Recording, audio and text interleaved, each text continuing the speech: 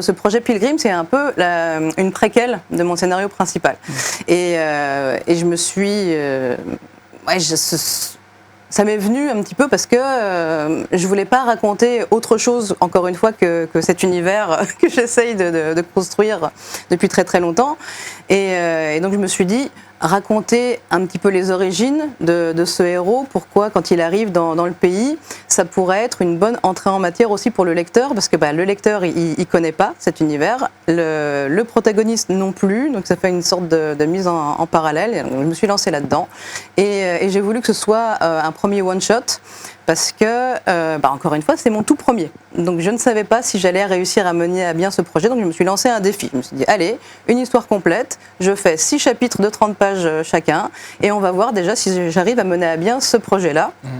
Et on verra plus tard si c'est mission accomplie, on se lancera dans la suite. Ça permet de tester le lectorat aussi, parce que du Exactement. coup, tu as bien sûr faire des conventions, parler aux lecteurs, leur proposer ton univers et avoir le genre de retour qui est bien sûr.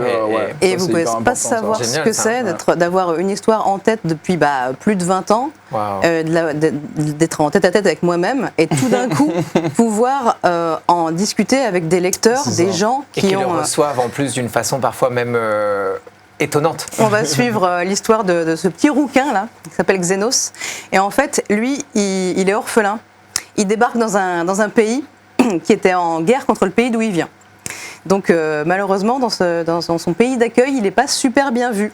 Il est plutôt considéré comme un étranger et comme un ennemi. Ça sent quelque chose. Mais heureusement pour lui, il se fait repérer par le chef d'État du pays en question, qui lui fait une proposition. En gros, il lui dit soit je te reconduis à la frontière, soit tu vas apprendre à maîtriser tes pouvoirs magiques et tu vas rentrer à mon service. Parce qu'en fait, lui, il a repéré que ce petit garçon a vraiment un haut potentiel pour la magie. Mais c'est un univers où les pouvoirs magiques sont donnés par les dieux. C'est très inspiré par la mythologie grecque et la Grèce antique. Comme vous pouvez le voir d'ailleurs sur l'image qu'on a derrière nous. Et donc je fais beaucoup de références aux divinités de la mythologie grecque et tout ça. Donc chaque dieu de ce panthéon donne les pouvoirs magiques, mais le héros, lui, qui vient d'un autre pays, il n'a pas la même religion. Donc comment il va faire pour bénéficier du soutien des dieux ? Ça d'ailleurs dans le manga, c'est amené d'une façon tellement douce. C'est vrai.